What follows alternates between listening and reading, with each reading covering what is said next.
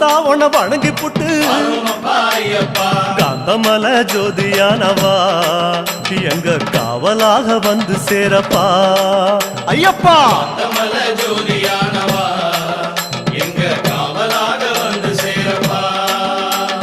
சன்னதியில் கட்டுங்கட்டி ஐயப்பா சபரிமலை காடு தேடி ஐயப்பா